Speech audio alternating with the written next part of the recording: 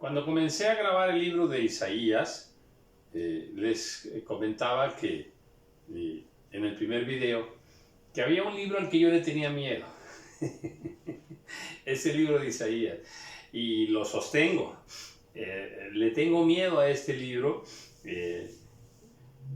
Lo leo y lo vuelvo a leer y hay muchas expresiones ahí difíciles de entender, aunque es un lenguaje simple, sencillo, pero a la manera en la que están coordinadas las palabras, y a veces creo que, bueno, que Dios juega con las palabras, juega con las expresiones, Dios juega con el lenguaje, y pues una frase tan sencilla y pues no la podemos interpretar. Dice, por ejemplo, que nos ha dado las arras del Espíritu, y ahí estamos nosotros, qué exactamente significará las arras del Espíritu. Y allí hay muchas expresiones bíblicas que, pues sí, las escuchas, pero no logramos cuadrar bien un sentido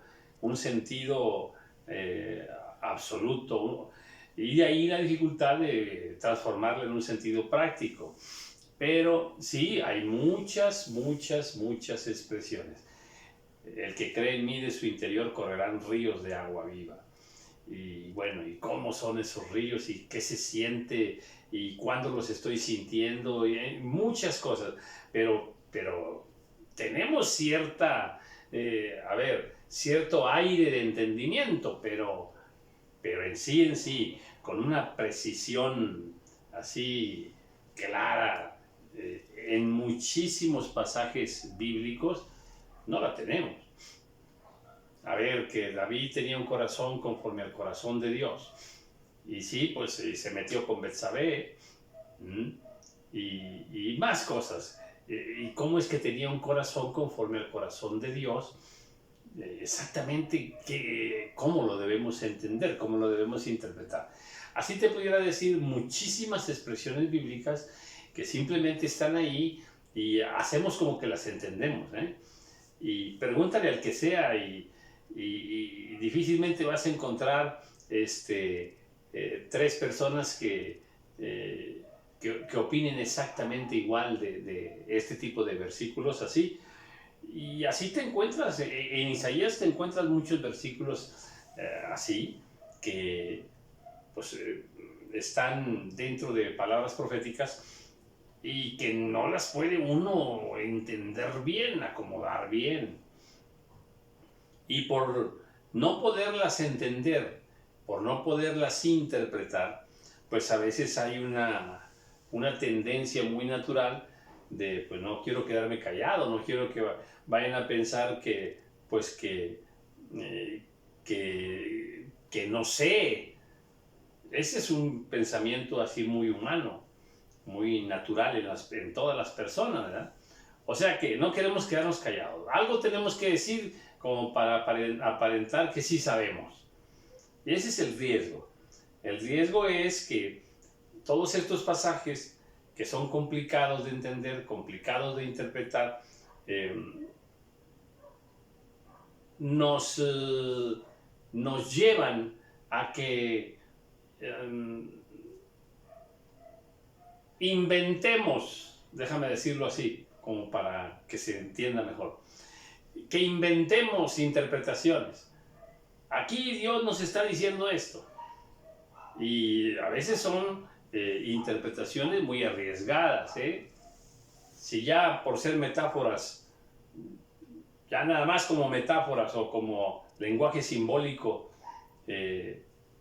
ya es complicado, pues ahora que nosotros le inventamos por allí interpretaciones muy arriesgadas, pues se complica la cosa, se complica. Y ahí es donde entra mi temor.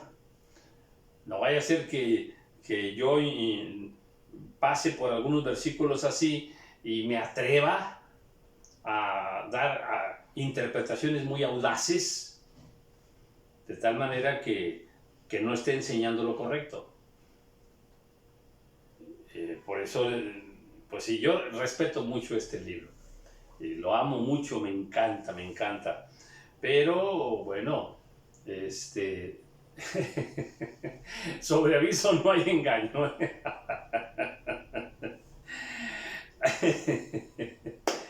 A ver, eh, déjame seguirme gozando con este libro y tú perdona ahí si de repente, pues sí, entro en un pantano de interpretación, pero una cosa sí te aseguro, me siento aquí con temor y temblor. Sí, con mucho temor y temblor, y específicamente en este libro de Isaías. Bueno, pues habíamos estado viendo cómo Dios amonestaba y traía palabra muy severa sobre su pueblo, una y otra vez, una y otra vez, una y otra vez. Y voy a leer desde el versículo 17 en delante. Bien, la palabra del Señor dice así. Libro de Isaías, capítulo 10, versículo 17 en delante. Y la luz de Israel será por fuego, y su santo por llama, que abrace y consuma en un día sus cardos y sus espinos. Aquí tienes dos expresiones. ¿Qué es eso que su santo por llama? Su santo por llama. No, pues quién sabe. La gloria de su bosque y de su campo fértil consumirá totalmente alma y cuerpo, y vendrá a ser como el abanderado en derrota. No, pues otra vez me rindo. ¿Qué quiere decir? ¿Qué significa que su campo fértil consumirá totalmente alma y cuerpo y vendrá a ser como abanderado en derrota? No sé. No. Pero algo feo debe ser. Algo feo debe ser, algo preocupante, porque es un juicio de parte del Señor. Y dice, y los árboles que queden en su bosque serán en número que un niño los pueda contar. O sea, pues en términos generales habla de un juicio de fuego que consumirá aún territorios de Israel. Y dice que aún su bosque quedarán unos cuantos árboles. Acontecerá en aquel tiempo. ¿En cuál tiempo? Si tú me preguntas esta palabra para cuándo es, yo no sé.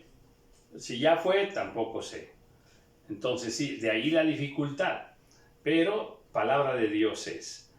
Y la gloria de su bosque, bueno, voy al versículo 20. Acontecerá en aquel tiempo que los que hayan quedado de Israel y los que hayan quedado de la casa de Jacob nunca más se apoyarán en el que los hirió, sino que se apoyarán con verdad en Jehová, el Santo de Israel. Bueno, aquí ya nos habla de una conversión, o sea, al final por fin entendieron. Después de un castigo, 2 castigos, 10 castigos, bueno, al final entendieron. Bueno, esa es la parte bonita, ¿verdad?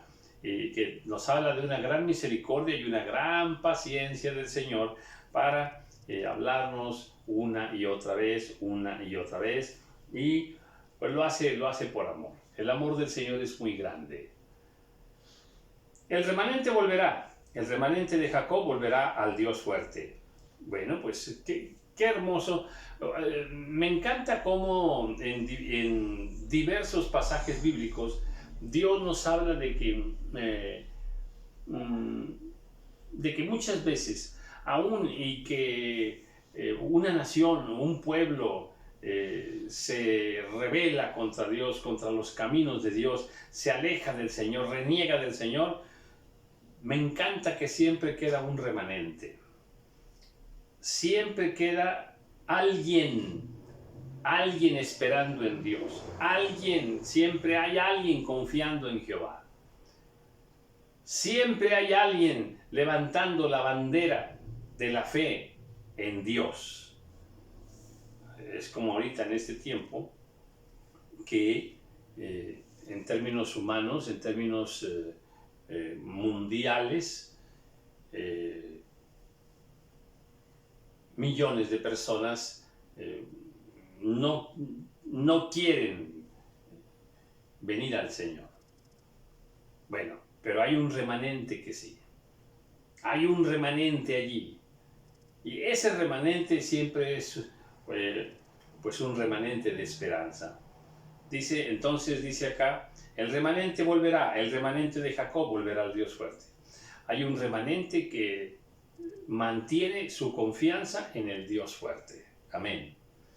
Porque si tu pueblo, oh Israel, fuere como las arenas del mar, el remanente de él volverá. La destrucción acordada rebosará justicia. Bueno, habla de un fuerte castigo, una destrucción, pero me encanta esta expresión donde dice, la destrucción acordada rebosará, dice, rebosará justicia. Una de las cosas que a mí en lo personal me maravillan de Dios es esta, que aun y cuando Dios castigue, derrame su ira sobre un pueblo, sobre una nación, sobre una persona, sobre una familia, cuando Dios en su enojo, en su ira, castiga a alguien, en ese castigo siempre habrá justicia. Esto me maravilla del Señor. O sea, Dios nunca enviará un castigo injusto sobre alguien. Nunca. Nunca, jamás. Aunque lo que esté ocurriendo allí sea una destrucción tremenda, sea un caos tremendo, bueno, juicio duro de parte de Dios, bien, pero Dios no comete ninguna injusticia en ese juicio.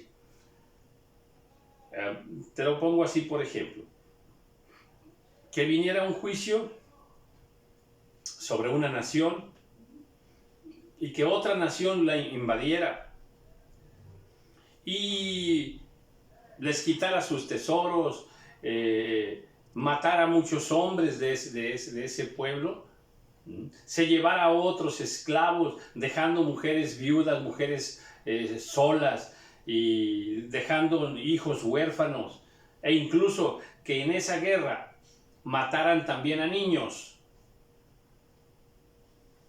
Cuando ves algo así y que incendian los campos o incendian las casas en medio de esa guerra, y que Dios permitió ese juicio, envió ese castigo sobre esa nación, pareciera que diríamos, pues no es justo que esos niños hayan muerto, pues qué culpa tenían.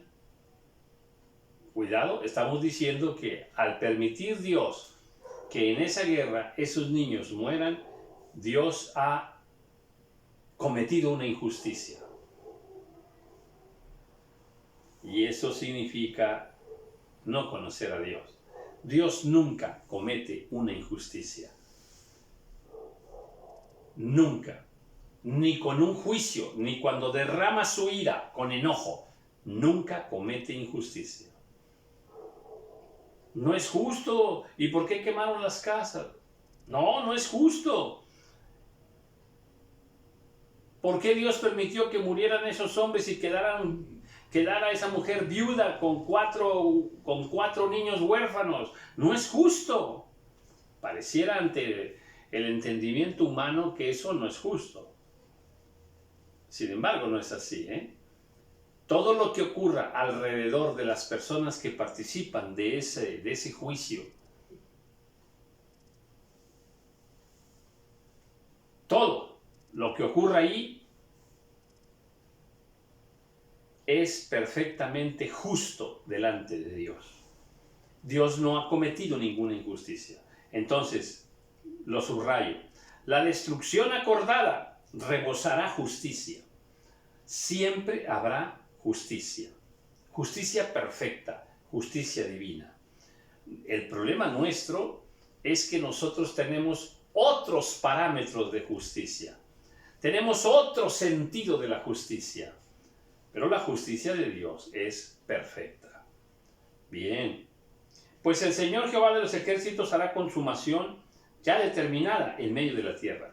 Muchas cosas ya están determinadas, ya están acordadas, ya están pactadas de parte de Dios. Solo que al tiempo se cumplen. Por tanto, el Señor Jehová de los ejércitos dice así: pueblo mío, morador de Sión, no temas de Asiria. Con vara te herirá, contra ti alzará su palo a la manera de Egipto. Mas de aquí a muy poco tiempo se acabará mi furor y mi enojo para destrucción de ellos. Eso es, mira, vamos a hablar de ese sentido de justicia que te digo. A ver, en el video anterior vimos cómo Dios dice que Él va a mandar a los asirios para que peleen con Israel, su pueblo. O sea, Dios mandó al rey de Asiria a hacer guerra contra Israel. Bueno, lo manda.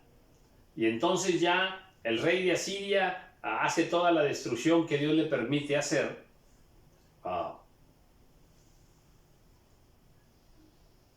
Y luego dice aquí Dios: ahora yo voy a castigar a Asiria. O sea, le dice Dios aquí a Israel: pueblo mío, morador de Sión, no temas de Asiria. Con vara te herirá y contra ti alzará su palo a la manera de Egipto. O sea, Dios le está diciendo a su pueblo: ahí viene Asiria y te va a castigar, te va a herir, te va a golpear, así como en Egipto te golpearon. Ahí viene. Y dice: mas de aquí a muy poco tiempo se acabará mi furor y mi enojo. O sea, soy yo quien estoy mandando a Asiria para que pelee contra mi pueblo. Soy yo quien lo envía. Pero ¿sabes una cosa? Será por un tiempo nada más. Y yo lo mando contra ti porque estoy enojado contigo. Tengo ira contra ti. Pero ¿sabes una cosa? En poco tiempo, ¿verdad? Se acabará mi enojo contigo, Israel. Y yo voy a destruir a Asiria, al rey de Asiria. Diríamos: oye, pues no es justo. ¿Cómo que lo mandas a destruir un pueblo?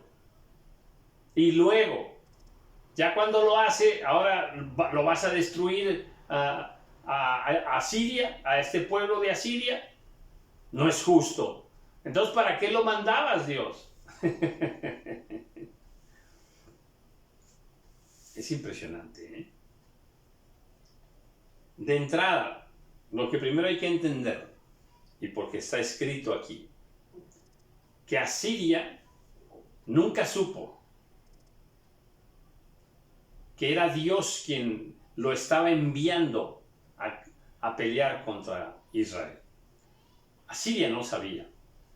Asiria era una nación como cualquier otra y tenía un gobernante como cualquier otro que, pues, a veces son soberbios, quieren más poder, quieren conquistar más territorios.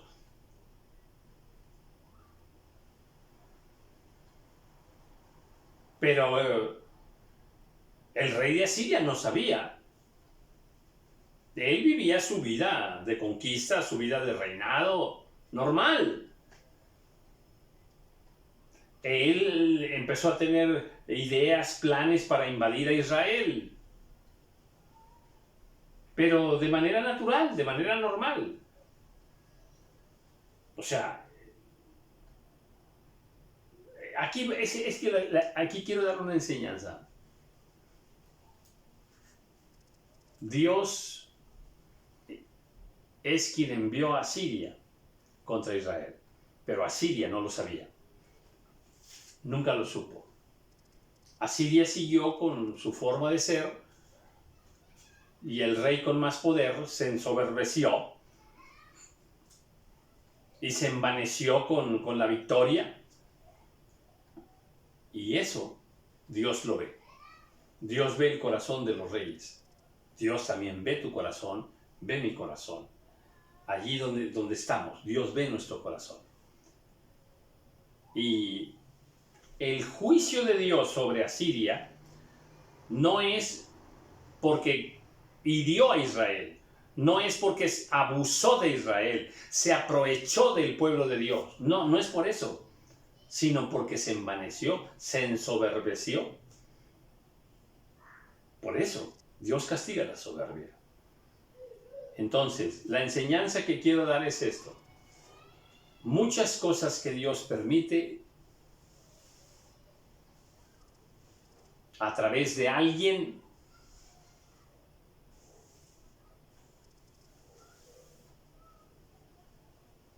solo Dios lo sabe. Y nosotros no lo sabemos. A veces Dios te usa de una manera y te usa el Señor para bendecir a una viuda, a un huérfano, a una persona necesitada, para darle amor a alguien, para ayudar a alguien en alguna situación.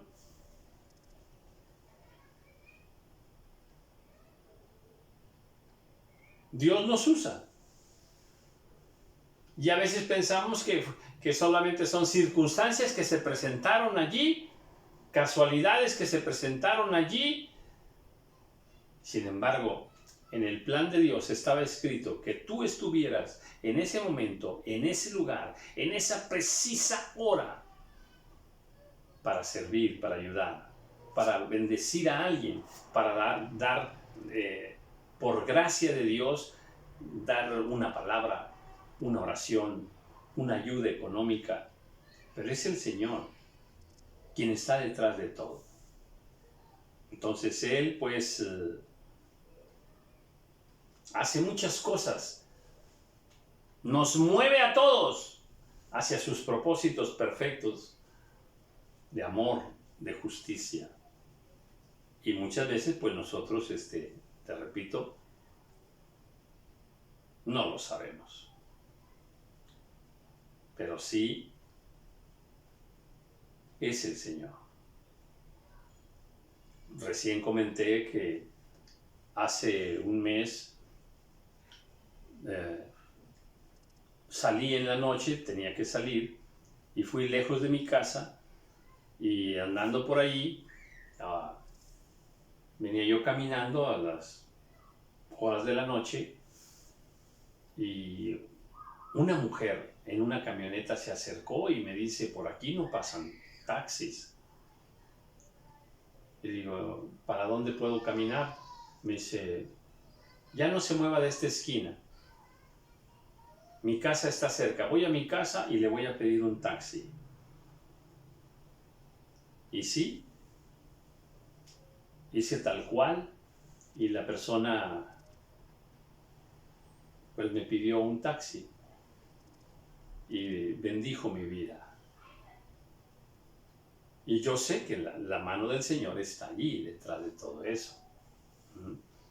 Pero hay muchas cosas que ocurren con las naciones, que ocurren en el mundo. Atención, hay muchas cosas que están fuera de mi ámbito personal y tienen que ver con cosas internacionales, con cosas del mundo, del planeta.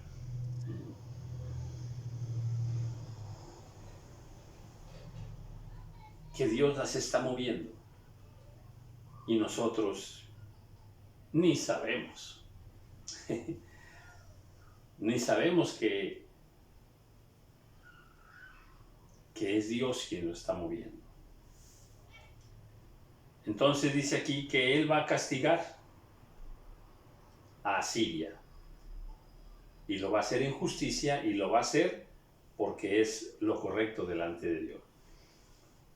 Levantará Jehová de los ejércitos azote contra él, como la matanza de Madián en la peña de Oreb, y alzará su vara sobre el mar como hizo por la vía de Egipto. Acontecerá en aquel tiempo que su carga será quitada de tu hombro y su yugo de tu cerviz. Y el yugo se pudrirá a causa de la unción. Bueno, Dios le dice, te voy a castigar, Israel, pero al tiempo te voy a liberar. Y voy a castigar al que te castigó, aunque yo lo envíe. Difícil de entender estas cosas, ¿verdad? Y acontecerá en aquel tiempo que su carga será quitada de tu hombro. O sea, Asiria te oprimió por un tiempo y puso carga sobre ti. Esa carga que Asiria puso sobre ti, yo la voy a quitar. Aplica para naciones, aplica para familias y aplica para personas en lo individual, para hijos de Dios. A veces hay hijos de Dios muy cargados, muy cargados. Y Dios trabaja de alguna manera para quitarnos la carga. Dice, y su yugo de tu cerviz. El yugo se pone en la cerviz.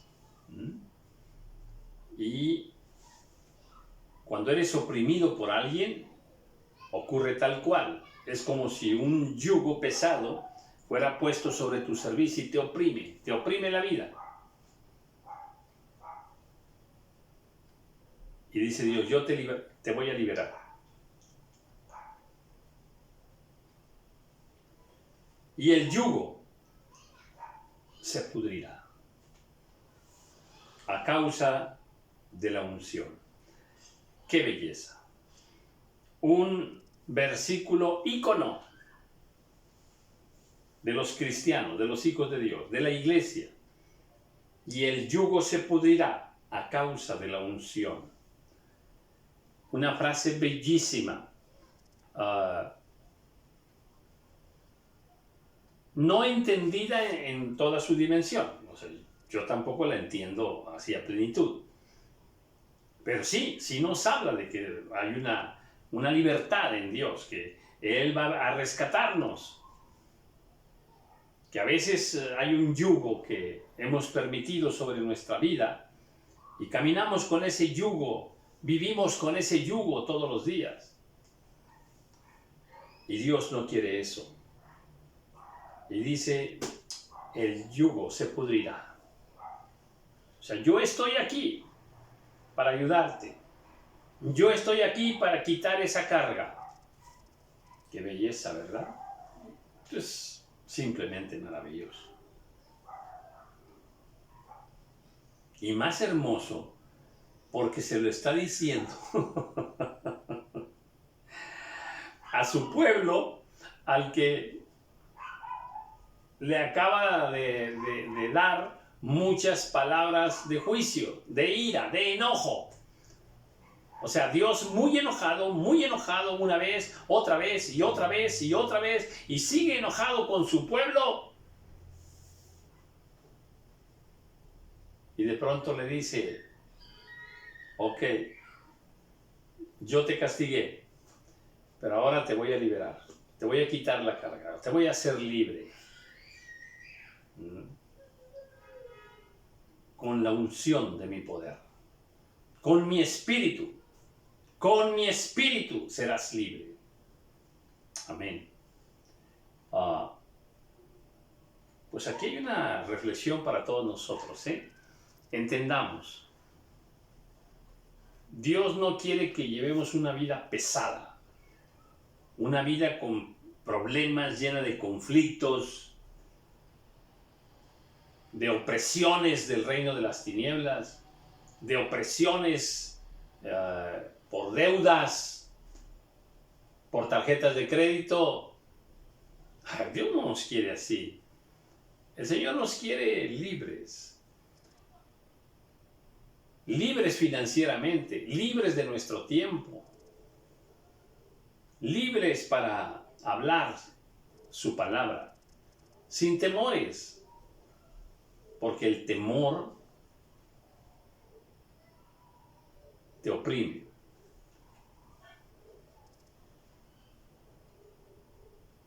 El yugo se pudrirá causa de la unción. Y la unción, repito, es el Espíritu Santo. Definitivamente una palabra bellísima. ¿Amén? ¿Estás de acuerdo? Yo sé que sí. Porque este versículo, lo amamos tremendamente. Aprendamos a vivir como Dios quiere que vivamos. Ya, quitémonos el yugo. Hay un yugo de esclavitud. No dejemos que nada nos controle, que nada nos domine.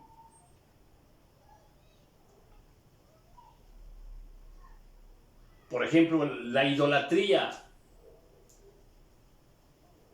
nos domina muchas veces. Un vicio nos domina. El dinero nos domina. Los hijos nos dominan. Cuidado, esposos, no permitan que su esposa los domine.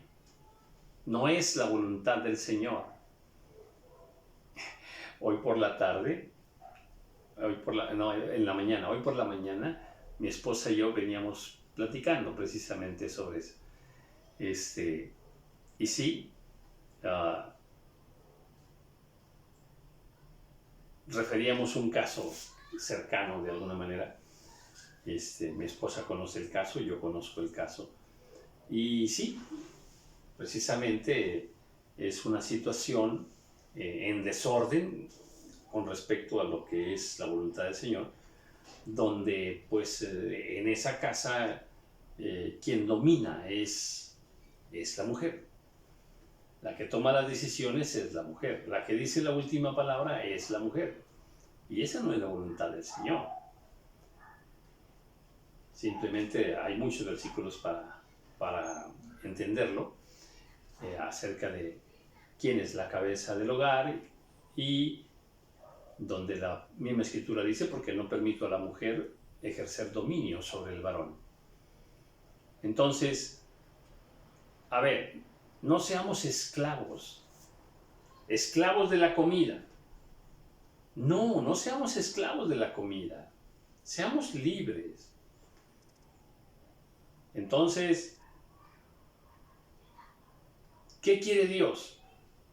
Que el yugo que hemos cargado se pudra. Y ahora Él pone la unción de su Espíritu Santo en nosotros.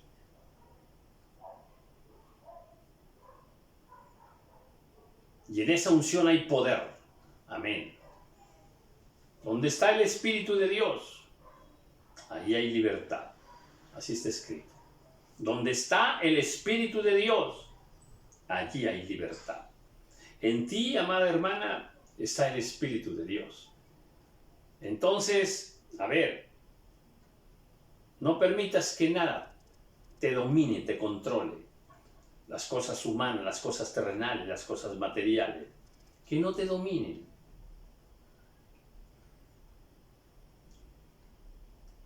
Y recibamos esa liberación maravillosa. Que todo yugo, hay personas que cargan un yugo del pasado. Dios mío, no se pueden liberar de su pasado, de su infancia. No se pueden liberar de temores, no se pueden liberar. Es un yugo que los oprime ahí. Dios nos quiere libres. Amén. El yugo que ha atormentado tu vida se pudrirá por la unción poderosa del Espíritu de Dios sobre tu vida. El Espíritu del Señor te hace libre. Amén. Para su gloria. Que así sea. Amén.